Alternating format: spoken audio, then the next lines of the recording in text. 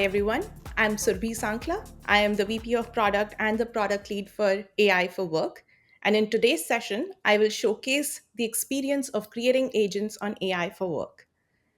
For a quick recap, AI for Work is an employee productivity platform that allows them to go search for information across different enterprise applications, generate content, and automate workflows, all through agents created on AI for Work. Both employees and admin alike can create and publish agents.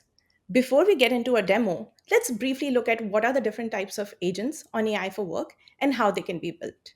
So, our platform supports both simple and advanced agents that are no code, low code, or pro code based on the complexity of the use case as well as the technical skills of the users building those agents.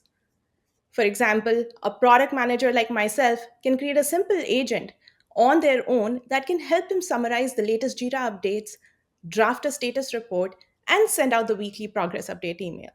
On the other hand, we can have a more tech savvy admin persona creating sophisticated solutions that connect to their custom procurement APIs and provides, let's say, real time updates on order statuses and help them manage the invoices that are custom to their enterprise. To cater to these very distinct personas, we've built a simple experience that works for them both. Employees who spend bulk of their time with an AI for work end user application can create simple agents based on prompts and search from the application itself. On the other hand, an admin persona can go to our agent platform to build more advanced pro code apps with autonomous agent routing that are supported by sophisticated tools for debugging and evaluating agents available within the agent platform. In today's sessions, we will cover both sides of the experiences. Let's start with looking at the employee experience for creating simple agents and agentic flows. For this, we'll take a persona as Sam, who is a wealth manager and spends hours every week following up with their clients. The process is rather repetitive across clients and every time that they have to follow up for even a single client. Sam usually starts with looking up the latest data updates to understand the challenges that the client is facing. He then goes ahead and searches for relevant products and services that the company can offer to mitigate those challenges. Then, based on those challenges and the solutions offered, he goes ahead and drafts a custom proposal for the client. And then finally, he goes ahead and sends that email out as a proposal to their client counterpart. Let's see how AI for Work can help Sam here. AI for Work comes pre-built with connectors that can already help Sam send emails and search their enterprise applications to gather client updates and their company's products and services. So all Sam has to do here now is build a custom agent that can help him draft proposals. Let's look at the agent creation experience for this proposal agent. So this is the agent creation experience that Sam sees within the AI for Work application. So Sam starts by giving the agent he's creating a simple name and purpose. The purpose is what helps AI for Work's orchestrator maps the user's query to the right agent at the runtime. What this helps with is that every time a user triggers a query, they don't have to go and manually select an agent. AI for Work's orchestrator understands the query and maps it to the right agent automatically. Once Sam is done giving the name and purpose, he moves on to defining the inputs this agent needs to draft the proposal. And in this case, he wants to specify two inputs.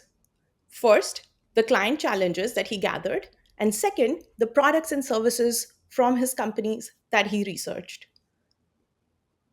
Sam also instructs the agent to automatically pick up the inputs from any previous exchanges with AI for Work. So while he's building the proposal, he doesn't have to manually copy paste the responses of the agent every time. Now, once he's defined the inputs, Sam simply clicks on Generate Prompt, and AI for Work automatically generates a prompt based on the input fields and the context that Sam provided. After setting up these fields and the prompt, Sam moves on to reviewing the agent. And here also, AI for Work has automatically generated a few conversation starters that Sam can use to trigger this agent from the application. Sam can add, edit, or delete these conversation starters to make them more relevant to how he expects to trigger the agent. Finally, Sam goes and publishes the agent.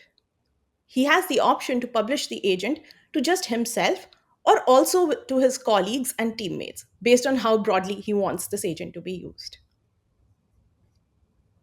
Remember that drafting the proposal is only one of the four steps that Sam has to follow in following up with a client. So Sam can just stop here and go to the AI for Work app to follow up with any client by manually triggering each one of those four steps sequentially. He will first go and search for the client challenges, then go ahead and search for the products and services, then draft the proposal, and then send the email out. But Sam wants to make his job even simpler. He wants to codify these four steps so that he can follow up with the client with a single utterance instead of four separate ones. Now, let's see how Sam can achieve that with an AI for Works application. Similar to creating an agent, Sam starts with defining the name and purpose of the agentic flow. And then in the next step, he simply types the four steps he wants this app to automate. Once Sam is done creating the proposal agent, he goes ahead and builds an agentic flow on top of this agent to follow up with one of his high priority clients, Acme Corp. These are essentially the utterances he would have typed manually in the compose bar sequentially. Once Sam is done inputting these utterances, he simply clicks on Get Flow to turn these more natural conversational utterances to the respective agents in the backend. This is where the magic of AI for Works Orchestrator comes in. It makes the process super seamless and runs an intent match for each one of these utterances and maps them to the agent. Now, as you can see, the first step is finding the challenges for the client based on a recent meeting update that's there in the Slack channel. This step automatically connects with all the connectors that are there in the enterprise knowledge for this particular client and is able to pull information in one consolidated answer. The search shows the answer as well as quotes the sources in line for Sam to understand where the information is coming from. Once done with this step, the orchestrator moves on to the next step automatically and looks up for the relevant information in the wealth management product suites and services.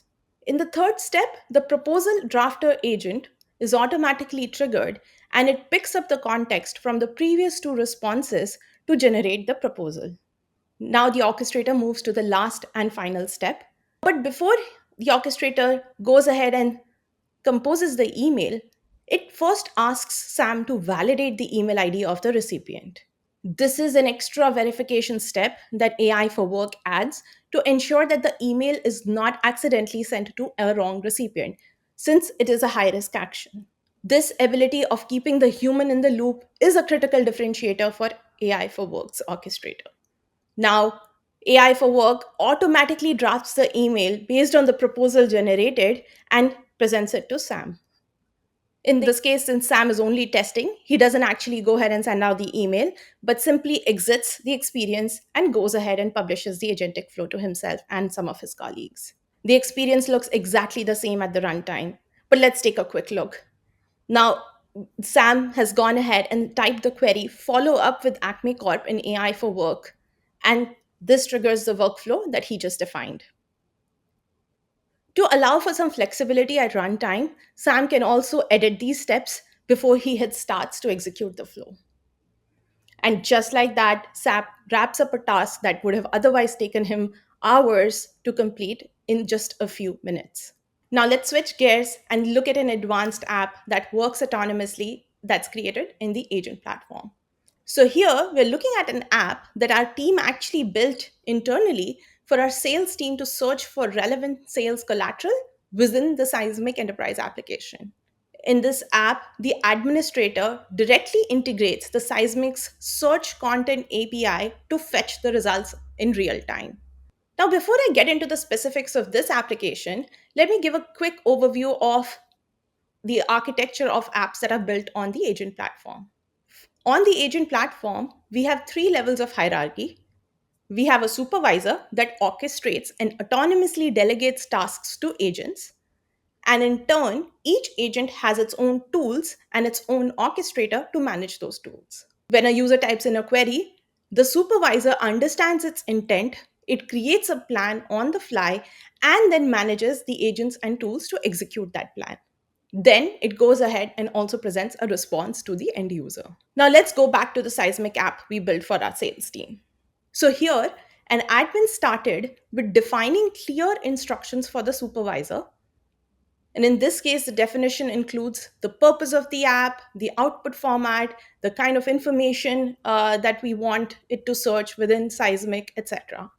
For simplicity, this app currently only has one agent for searching content on Seismic, but the app can be expanded to further include agents that can send, say, weekly update emails to the sales team and keep them updated on the new collateral that was added on Seismic.